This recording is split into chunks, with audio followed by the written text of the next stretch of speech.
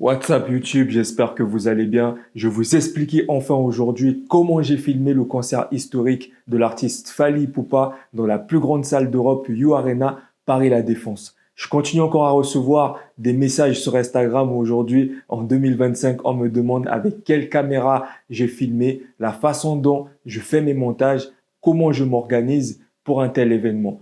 Si vous êtes nouveau sur cette chaîne, je suis Deo Gracias, réalisateur, filmmaker, photographe, scénariste. Au cours de mon expérience, j'ai eu la chance de réaliser des vidéos pour les marques telles que Rolls-Royce, Jacob & Co, Bulgari, pour la Watch Wonders, Dior et puis Fally le 25 novembre 2023 dans la plus grande salle d'Europe. Déjà pour commencer, je n'étais pas le seul à filmer. J'avais intégré l'équipe caméraman de Fally. On a mis un plan en place et puis on a suivi ce plan. Quoi qu'il en soit, lorsqu'il s'agit de filmer pour un concert, plusieurs facteurs entrent en jeu. Il y a tellement de choses qui se produisent au cours d'un show, vous n'avez vraiment pas idée. Personnellement, la première des choses à faire, c'est de se poser les bonnes questions. Cela va vous permettre d'affiner votre approche, vous aidera vraiment. Ça peut être comme comprendre vos objectifs. Est-ce que vous êtes embauché par un média, un client ou un artiste? Que veut-il que vous fassiez? Et ensuite, quels sont vos objectifs livrables? Est-ce que vous êtes là pour documenter l'ambiance, l'engouement et les coulisses et toutes les parties complexes du show? Est-ce que vous êtes là pour mettre en valeur les artistes et réaliser des séquences vraiment épiques pour faire un récapitulatif du show? Quel est le but de votre présence là-bas? Et ensuite, vous savez ce que vous devez faire vraiment. Maintenant, la question à se poser, c'est comment allez-vous assurer de cocher toutes vos tâches pendant la prestation? D'autres questions auxquelles j'essaie de réfléchir sont combien de temps dure le show? Cela peut avoir un impact sur les objectifs que vous souhaitez utiliser, la fréquence à laquelle vous pouvez changer d'objectif et aussi si vous devez changer de caméra, si vous devez avoir plusieurs caméras pour couvrir le show. Il est essentiel de comprendre votre temps total et de planifier votre temps à la manière dont vous allez filmer le show.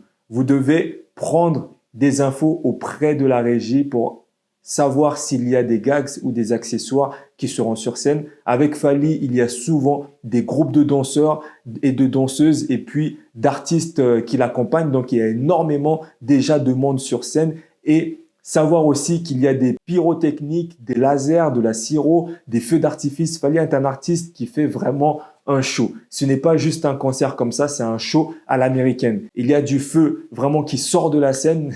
Sérieusement, ce n'est pas des blagues, c'est du show de haut niveau. C'est important de savoir tous ces détails-là pour ne pas être trop près des installations pour éviter des dégâts. Le travail d'un filmmaker à ce moment-là consiste vraiment à établir et à trouver les angles et les points de vue les plus épiques pour vraiment capturer l'essence du spectacle. Et donc, une grande partie de cela passe par la coordination avec l'équipe de prod, la régie de l'artiste et l'équipe d'installation de la salle pour savoir d'où vous pouvez filmer, d'où vous ne pouvez pas filmer. Peut-être qu'il y a des zones dangereuses, peut-être qu'il y a des zones de haute tension.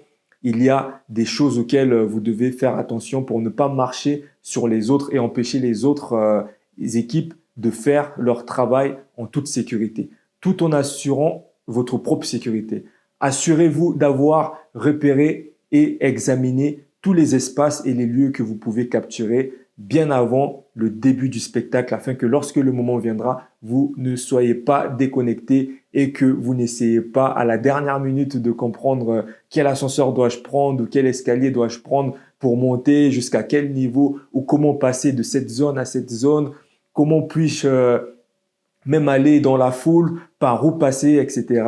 Et ce sont des questions comme ça que vous devez vous poser pour ne pas paraître stupide sur le moment à demander à chaque instant ça c'est quoi, ça c'est pour aller là-bas, c'est où?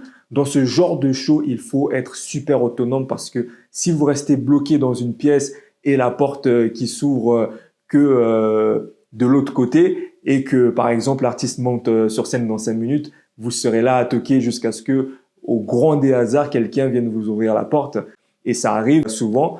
Donc, c'est super important de pouvoir maîtriser la salle. Une fois que je maîtrise la salle et toutes ces choses-là, Moi, ce que je fais, j'ai toujours un mood board que je fais pour moi afin de savoir quel son aura quelle lumière, quelle animation artifice.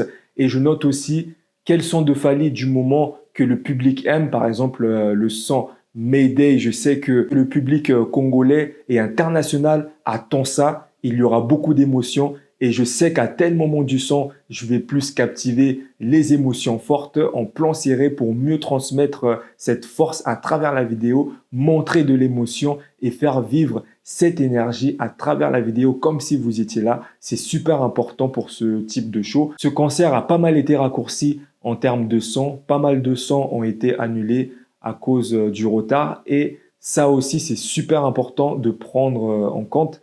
C'est là où vous devez vous adapter rapidement. Moi, ce que je fais à ce moment-là pour m'adapter, j'essaie toujours de réfléchir qu'est-ce que je peux mettre en évidence, comment je puis faire pour mettre en valeur l'énergie des fans de l'artiste, comment puis-je mettre en valeur le stade, la disposition du stade, montrer que c'est full, c'est bouillant, à quel point il est blindé, à quel point il est complet. Ce sont les détails importants, la performance, la danse, l'énergie du show en lui-même. Ce sont les choses auxquelles vous devez penser au cas où il y a des changements auxquels vous ne vous attendez pas. Et ce qui concerne mon équipement, l'équipement dépend à 100% du projet et de ce qu'il exige. Moi, je filme avec un Canon R7 et puis un Canon Mark II APS-C. J'aime beaucoup cette gamme car elle a un bon autofocus automatique, surtout pour les concerts avec show où les artistes sont souvent en mouvement.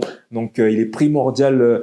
Je filme en log pour donner un look plus cinématographique personnalisé pour le branding de l'artiste. Je filme avec un stabilisateur. J'alterne car j'aime bien aussi les mouvements à main levée et j'ai une petite lumière en poche assez convenable. Un filtre ND où on ne sait jamais car les lumières peuvent varier en fonction de la distance où vous êtes. Et j'ai un filtre Tiffen Black Mist 1.8 et des objectifs.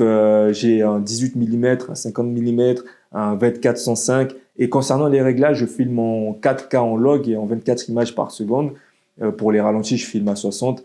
Je commence toujours par filmer en plan large pour capturer l'essence et situer la scène. Souvent, quand l'artiste sort, c'est là où le public explose. Tout le monde à ce moment-là est excité et sort son portable.